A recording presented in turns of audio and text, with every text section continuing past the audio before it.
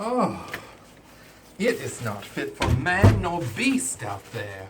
Hello, welcome to the YNTAAY Minis. I'm Chris Smith, and it is the pits outside. So, speaking of pits, I think it's time to do the bottom movies of 2015. You recall, we call that tops and bottoms.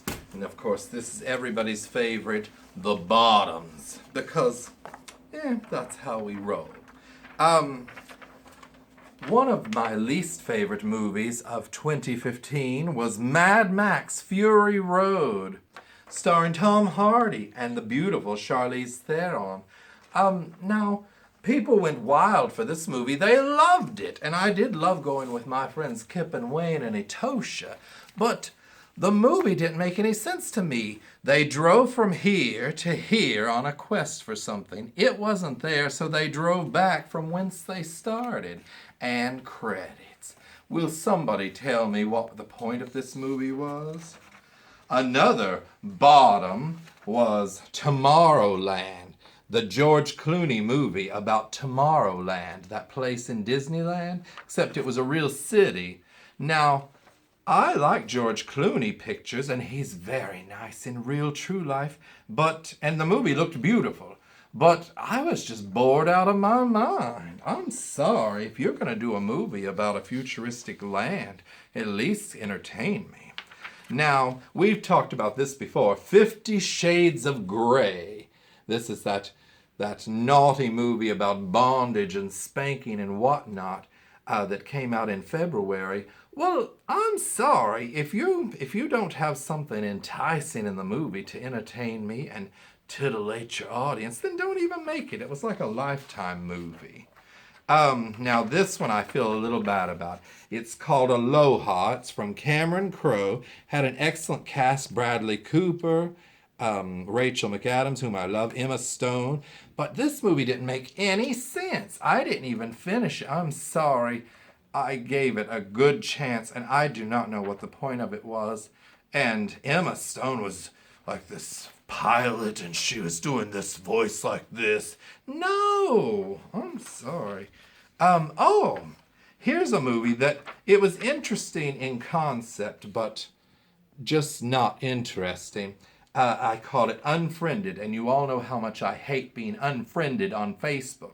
Well, in this movie, a girl gets killed. She commits suicide or something after a sex tape is leaked after a wild party, and they film her naked or throwing up or something.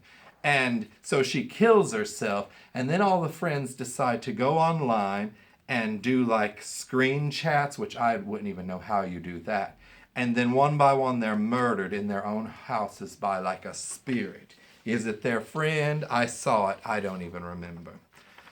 Another horror movie was Poltergeist 2015. Well, I loved Poltergeist, the original. It was one of my all-time favorites. But I went in with an open mind, and this movie was just not good. Everything good about the original they threw out. I don't think there was even a swimming pool in this one with corpses popping up. Everything was taken away from the mother and given to the little boy. There was no point in having the mother even in it. Okay, another one is Marvel, Avengers, Age of Ultron. Now, I know these movies are popular with the people, but it's just too much. They come out every few months, it seems. A new Marvel movie, and this one I thought was boring.